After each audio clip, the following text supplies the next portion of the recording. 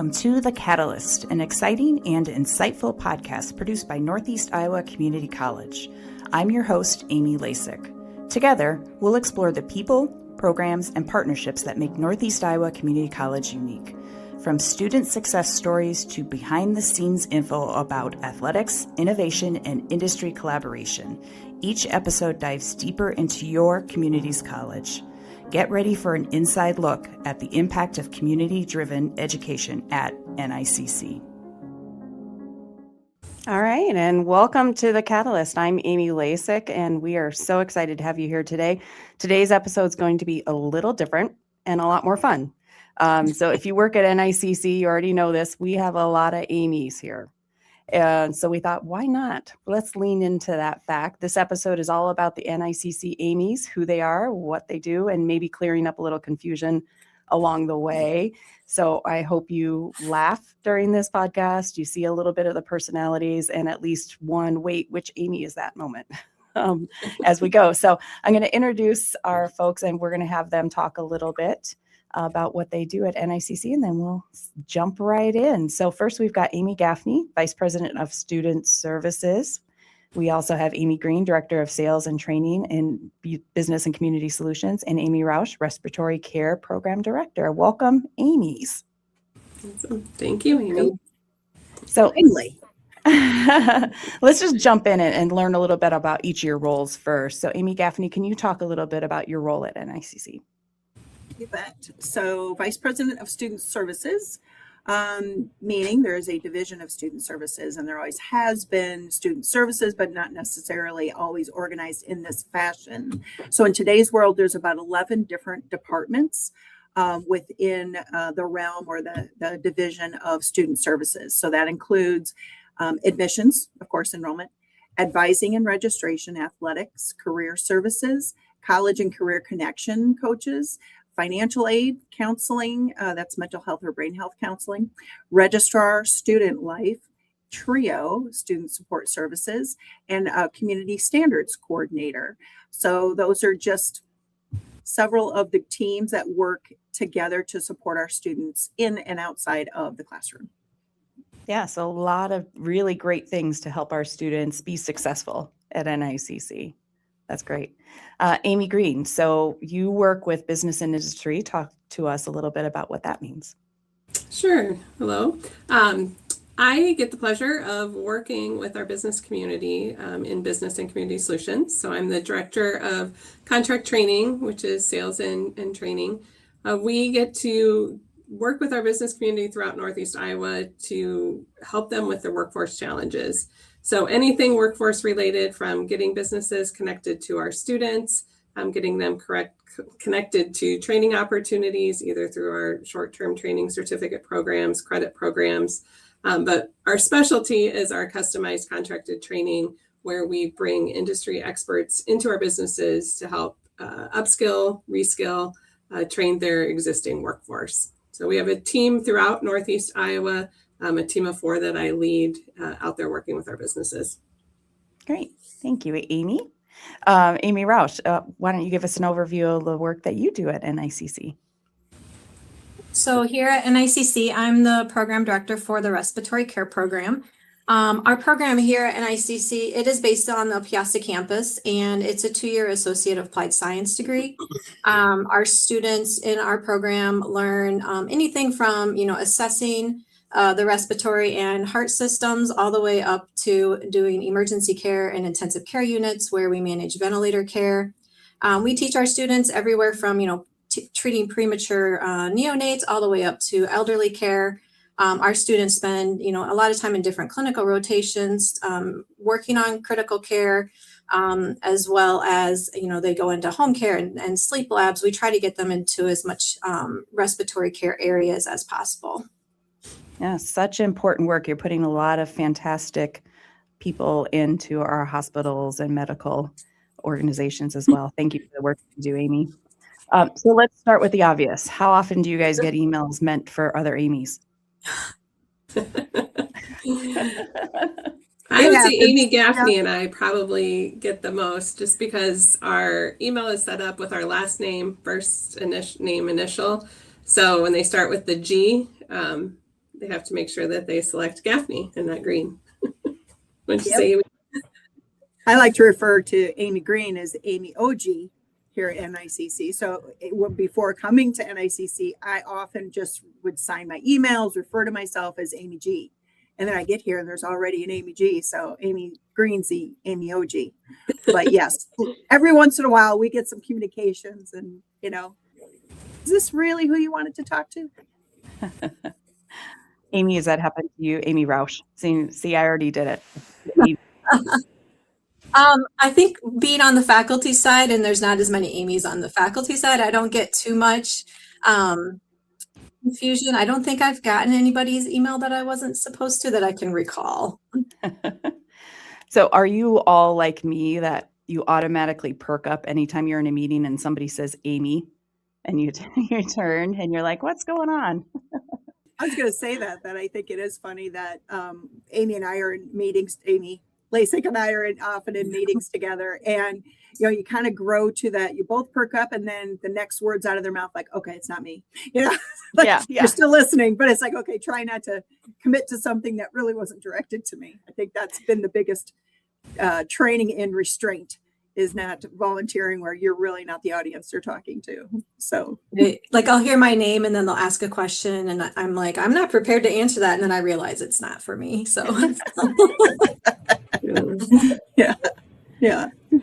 Well, Amy Lasack, I would say you and I are unique because we work on the same team with the same individuals. So we have to really be cognizant of Amy L, Amy G. So there's a lot of Amy questions of like, me or the other Amy. So Which one? right. Has it always been like that for you growing up? Did you always have a lot of Amy in school or anything like that? I did. I had two of my best friends were named Amy. One was spelled the same way as mine, and the other one was AIMEE. Okay. And Amy Gaffney, I saw you shaking your head. You didn't have a lot of Amy's growing up? Not at all. No, honestly. And it's funny too, because we also didn't note that we all spell it the same way. No, it was very unusual, and which is funny because then you reach this stage of life and like we're everywhere, you know. So it wasn't until my former employer that there were probably a couple, three that were, you know, often in meetings. But before that, it's really not been a very common thing for me. Interesting.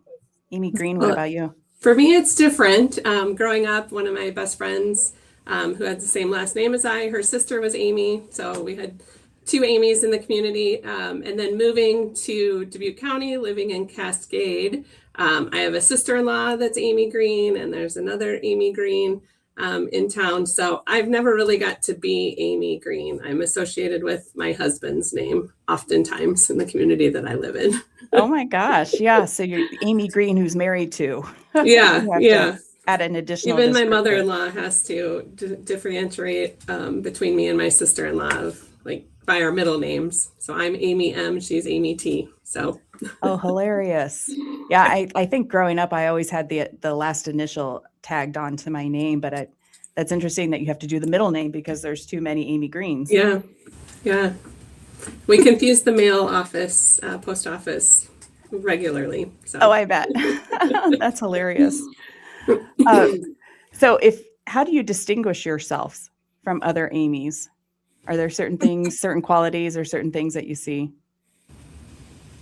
The hair. The hair. That has been my trademark.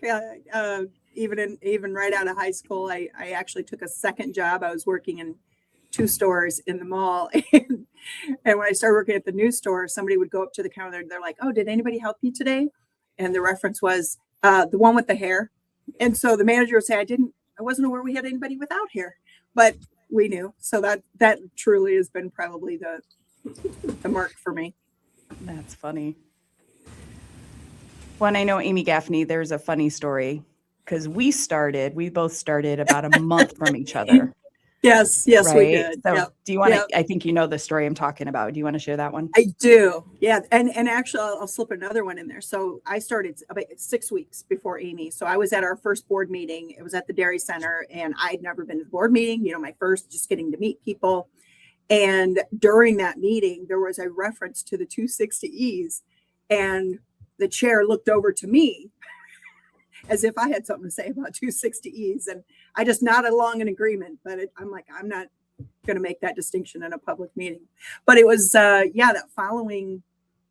think that following December or something, anyway, had an encounter with Dr. Wee. I'd never met Dr. Wee before.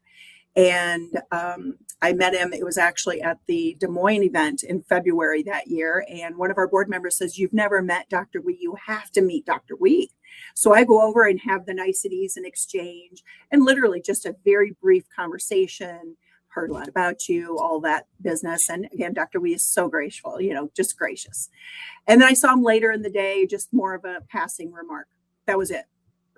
So then Amy L bumps into him. You bump into him like several weeks later, and you meet him at another event. And how did that go when you met Dr. Wee?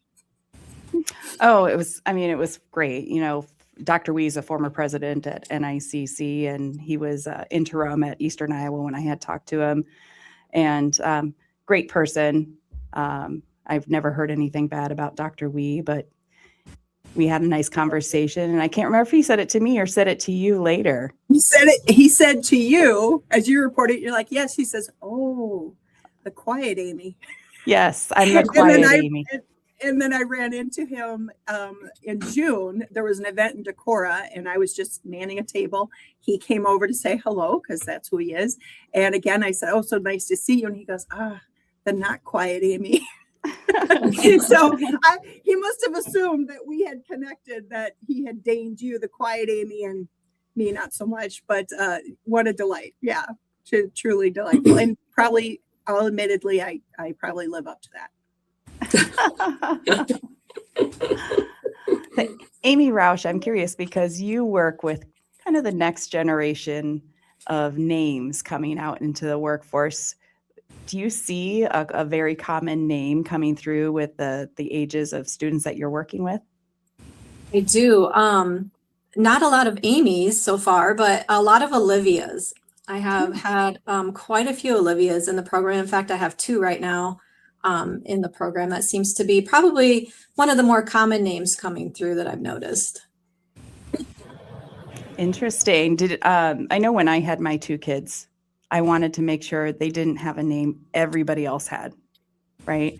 Was that when you were naming your children, did what you were named come into effect at all? For me, it did. I have 3 children, and my oldest has a very common name. Her name is Megan, which is common. And then my 2 younger ones are a little bit more unique. So we named our second daughter Kennedy, which is kind of ironic that I see a lot of Kennedys now. Her age, she's 21. And then my third one is a boy, and we named him Rylan, Rylan, which again is uncommon, but funny story, Megan just got married, and guess what her husband's name is? Oh no. Hilarious. Rylan. Go figure. Yeah. Amy Green, what about you? I know you have 3 boys. Yeah, 3 boys. Not, uncommon names, but names that aren't super familiar either. So my oldest is Riley, which can go boy or girl. So not a lot of boy Rileys. I've met more probably girl Rileys, which he reminds me of a lot. And then my middle son, Spencer. I think Spencer's kind of an older name, but has kind of made a resurrection back with some of the younger generation. And then our youngest, we let his brothers name him. So Zach, which is a very common name. So although the joke at our house, I let my husband, it's Zachary. And so I let him decide the spelling, and he went ERY, which is against the norm. And so Zach always reminds us that he can't find a pencil or a license plate or anything with his name on it because we misspelled it. It should have been ARY. That's funny. You are very brave to let your 2 older kids name their youngest. It was going to be Jack or Zach, or they went kind of back and forth, but lives. And then my youngest, we had the hardest time. We knew if he was going to be a girl, what we wanted to name him, and could not find a boy's name for the life of us. So, but my sister was pregnant at the same time, found out she was going to have a girl, and so we stole her name for a boy, which was Parker. We like that name. But yeah, again, I wanted to find something a little bit different. But speaking of which, growing up, we probably were able to find our names on anything. There you go. And now I'm looking at some of these displays, and Amy is hard to find on things. Yeah. You don't hear it coming up in today, the youngsters of today. Yeah, it's definitely declined quite a bit. So each of you have been at NICC for a different amount of time. What are some of the things that you really enjoy about working at NICC? And we'll go backwards for the amount of time you've been here. So Amy Gaffney, you've been here about 2.5 years?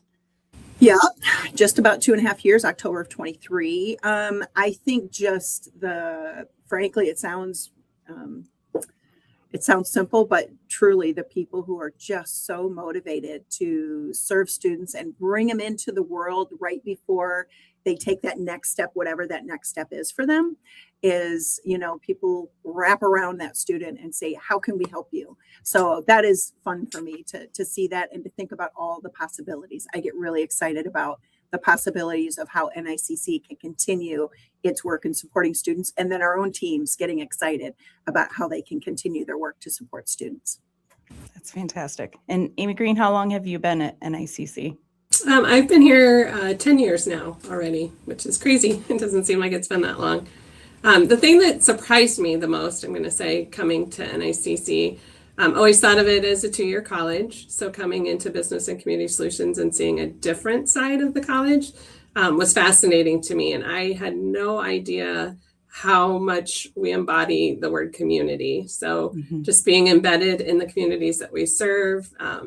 A lot of my team is, serving on committees and boards, and the partnerships that we have throughout our district are just incredible. So that was one thing I didn't have that perception of NICC prior to coming. I just thought of it as an educational institution and not the breadth of the community involvement that we have. Yeah, we do hear a lot. We didn't know NICC did that. There's a lot of different areas that we touch on. Amy Rausch, you were just talking to us before the podcast, 25 years at NICC. 25 years. I started in August of 2001. And so I've been here for 25 years. And I think the thing that I notice the most is students aren't a number when they come through our door. All the way from, advising and financial aid and admissions, all the way through until they graduate with faculty working with them. I think they really, truly think that we care about their academics professionally. And I think they really do know that we care about their success while they're here at the college. Another thing that I can really say is NICC has always been supportive of our program needs. So anything that we need to help our students succeed and to help prepare them to enter the workforce as a respiratory therapist, we have been, given to use. We actually just recently acquired a simulator for our lab, which has been a huge improvement for our lab. And, it just gives the students a safe environment to practice their skills while they're here at the college. Very cool. And how many students do you have in respiratory care right now? We accept 16 each fall semester. Right now, total, I have 14. That's great. So, yeah. All right. Well, if you've heard the podcast before, we like to do a fact or fiction, just kind of some fun factual things or some fictional things. And I'm going to read a couple and I'm going to have you guys shout out whether you think it's fact or fiction. First few, I have one for each of you. And then the last couple, we'll just have you all shout out what you think. So first one, Amy Gaffney, Student Services only handles administrative tasks like transcripts, ID cards, and graduation applications.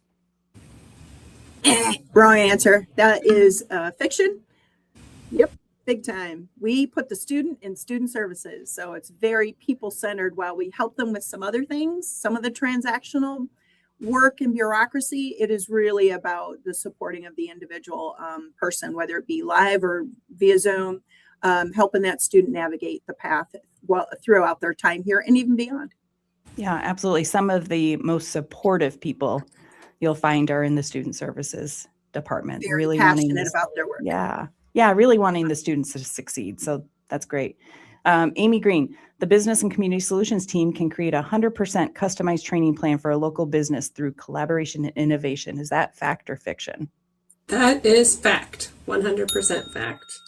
And actually what we pride ourselves on and differentiate ourselves from our competitors is the fact that we can customize all of the training that we do. And we do that in conjunction with the large pool of instructors, subject matter experts that we employ to do that training. So our business, there's no cookie cutter training when it comes to NICC training.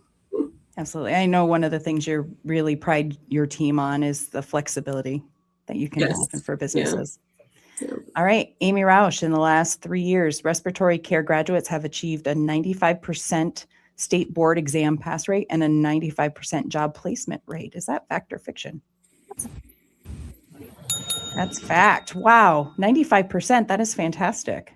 Yeah, we do a lot of practice exams throughout the course of the program, as well as, some discussions during lecture about some of the exam questions and what they're to expect on the exam.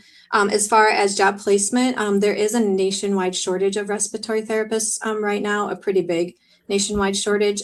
So there is jobs, our students get jobs very easily. In fact, our graduating students that will graduate in May all have full-time jobs lined up already before they graduate. So the jobs are out there and the profession is growing really fast. What are some of the places that our recent respiratory students have been placed at? Of course, the two hospitals here in Dubuque, Mercy One and Unity Point Finley Hospital. They go to the University of Iowa. They've been employed there. University of Wisconsin, Cedar Rapids hospitals, Waterloo. Some of them go up north, like to the Mayo Clinic area, Rochester, Minnesota area. But a lot of them do stay in Iowa. Genesis in Davenport, which was just acquired by Mercy One. Our students go there. Mercy One in Clinton, Trinity Rock Island, which is in Illinois. So all over. Yeah. And they can get jobs in home care. I have one student going into home care next year. So diagnostics is another area they can go into. So there's just a lot of different areas that they could specialize in if they choose to. Yeah, so much opportunity there. That's fantastic. I love to hear that. All right, so this one, any of you can to shout out fact or fiction. At least one of the Amy's on this call has accidentally attended or been invited to a meeting meant for a different Amy. Fact or fiction? Fact. Yeah, that probably happens a few times a year at least. What about this next one? If a new Amy is hired, there is a brief moment of collective panic. Probably from our IT team or setting up a new Amy account. Yeah.